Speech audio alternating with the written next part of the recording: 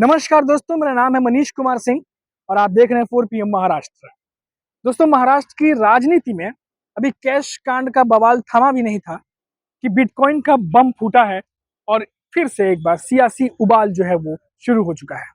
और वो भी ऐसे समय में हो रहा है जब 20 नवंबर को महाराष्ट्र की जनता वोट करने उतर रही है। अब आप सोचिए, एक तरफ पहले विनोद तावड़े जो हैं वो विरार में कैश के साथ जो है वो देखे जाते हैं, ऐसे विपक्ष आरोप लगाता है कि वहां पैसे बांटे जा रहे थे।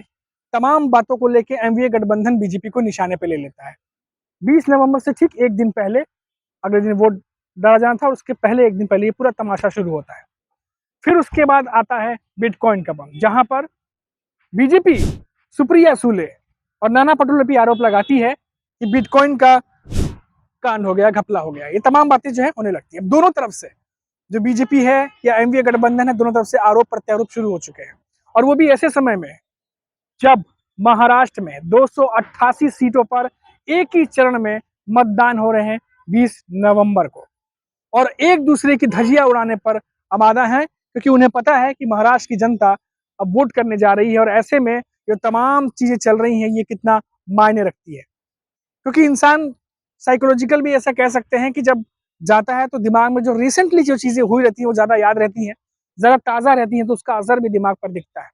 अब देखना होगा कि बीजेपी की तरफ से जो आरोप लगाए जा रहे हैं या एनडीए गठबंधन की तरफ से जो आरोप लगाए जा रहे हैं, इसका कितना फायदा किस पार्टी को मिलता है। लेकिन सबके बीच शरद पवार ने अजीत पवार पर जमकर निशाना साधा है। शरद पवार ने क्या कहा है वो भी मैं आपको बताता हूँ, लेकिन उससे पहले मैं आपको बताता हूँ कि ये जो पूरा मामला हुआ है बिटकॉइन का, इस पर अजीत पवार का भी बयान आया है। अजीत पवार ने कहा कि वो नाना पटोले और सुप्रिया सुले की आवाज जो है वो पहचानते हैं, और जो टोन है उस टोन से उन्हें लगता है कि ये उन्हीं की आवाज हो सकती है। लेकिन हालांकि ये जांच का विषय है, ये बात उन्होंने कहा है। अब देखिए, इस पर सुप्रिया सुले ने भी बयान दिया है। सुप्रिया सुले ने कहा कि वो कुछ भी कह सकते हैं, लेकिन सुप्रिया सुले का ये कहना है कि मैं अपनी जगह सही हूं, मैं गलत नहीं हूं, और जांच होने दीजिए। ये तमाम बातें अब सामने होने लगी है।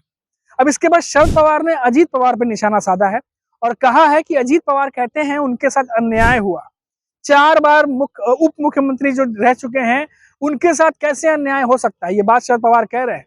और उन्होंने ये भी कहा कि अब योगेंद्र पवार जो कि नए हैं, परिवार से आते हैं, अब उन्हें मौका देने की जरूरत है और अब उन्हें आगे बढ़ाने की जरूरत है। चुनाव के बीच में दोस्तों तल्खियां बहुत ज्यादा बढ़ गई हैं। जो तल्खियां हमने पिछले 1 महीने में देखी, जो तमाम नेताओं के बीच में थी, वो ऐसा लगा कि 20 नवंबर के आने से पहले बहुत ज्यादा बढ़ गई है। और इस लेवल तक बढ़ गई है कि हर पार्टी अपोजिशन पार्टी के लिए प्लान ए, प्लान बी सब लेके चल रही है। जो जिस मुद्दे पर बात करना चाहता है, दूसरी पार्टी उसी मुद्दे पर उसे घेर रही है। अब नाना पटोले अभी एक दिन पहले कैश के साथ पकड़े जाते हैं, ऐसा आरोप अपोजिशन लगाता है। तो आज देखिए कि किस तरीके से बिटकॉइन का मामला आ गया, जिसको लेकर के बीजेपी ने चढ़ाई कर दी है। तो ये इसका फायदा कितना मिलेगा कितना नहीं, अब ये देखने वाली बात होगी। ये महाराष्ट्र के सियासत में ये जो आज उबाल देखने को मिल रहा है, ये इन्हीं वजहों से देखने को मिल रहा है। लेकिन इन सबके बीच महाराष्ट्र की जनता वोट करने जा रही है और तकरीबन 1 बजे तक, मैं आपको बता दूं कि तकरीबन 1 बजे तक, 20 नवंबर 1 बजे तक 32% के आसपास जो है वो मतदान किया जा चुका है।